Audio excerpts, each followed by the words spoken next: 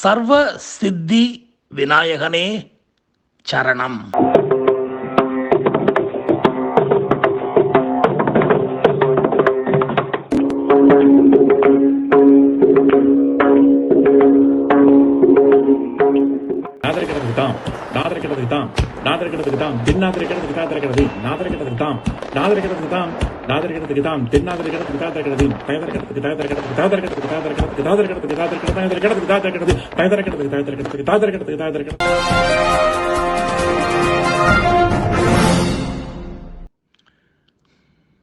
Ladies and gentlemen,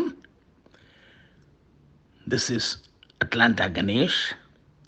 I am a story writer, director, and producer. All my Tamil stories are translated in English by my very close friend, Mr. Ramamurthy, who lives in Atlanta. Please enjoy the stories.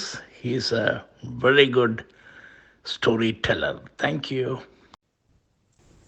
It is a story of our hero, the ultimate actor. Our hero has acted in about 10 or 15 films, but has earned a very good name and fame. All his films were super duper hits. The actor had some discipline.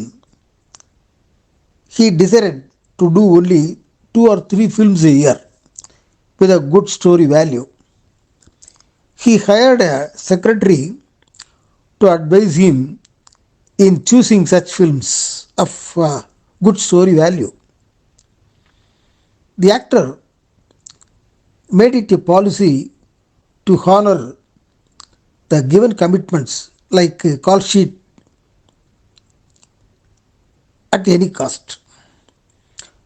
After the initial success of his early film, his remuneration also shot up to 100 crores.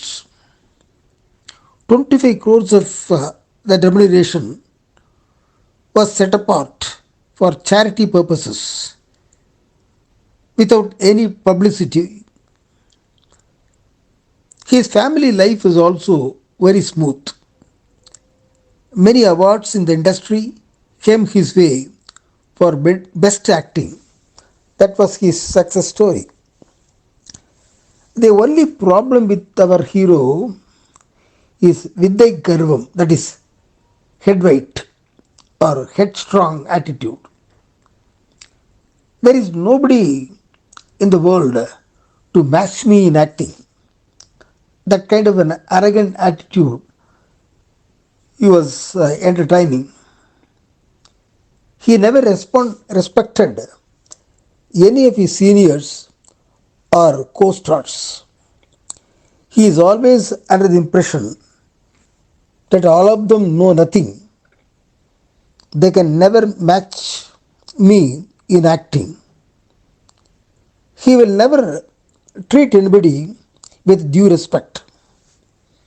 Even if someone greets him, he will pay scant attention to them as if it was their duty to greet him and praise him, and it was below his dignity to reciprocate. The senior actors with whom he acted had to bear his disrespectful behavior considering his popularity. They could not antagonize him for that reason. Inwardly, they entertained ill will against him. They couldn't openly reveal, because they could not say anything against him openly. But they thought inwardly, this attitude is too much. We have seen so many legends in our life. P.U. Chinnappa, M.K. Tyagaraja Bhagavathar, the great Shivaji, Kamal Haasan, Rajini, Surya, and all the present day actors. How great they are. But they never behaved like this actor. But their success never went to their heads. They behaved very assumingly. But this fellow, comparatively a novice in the cine field, is showing off too much. Overbearing attitude is really annoying, irritating. The co-actors and seniors used to lament silently but never had the guts to openly say that for the fear. But they may even lose their chances of acting, at least in minor roles, in his films. His secretary also used to advise him to behave more maturely, but such advices went unheeded.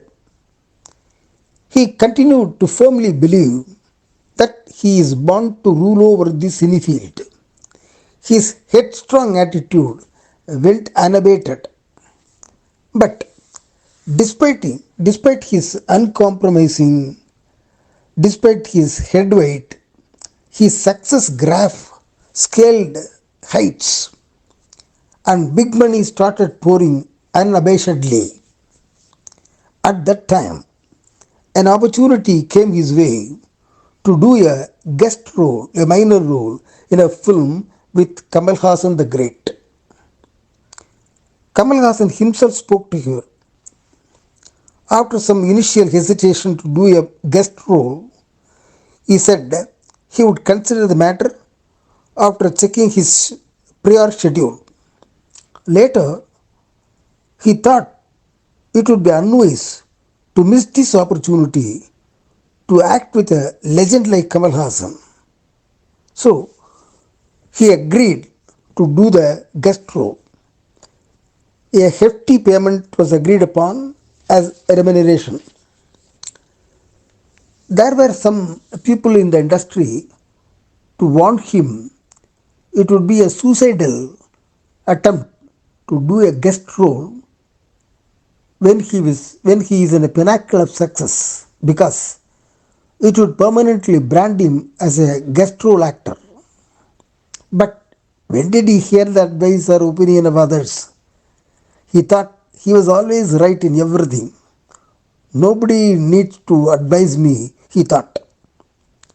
But luckily, see, the film went on very well in all the centers A center, B center, C, D, E, F, G, H overwhelmingly and made huge collection. Our actor earned a very good name for his brief, at the same time, power packed guest role performance. His performance was the talk of the cine industry at that time.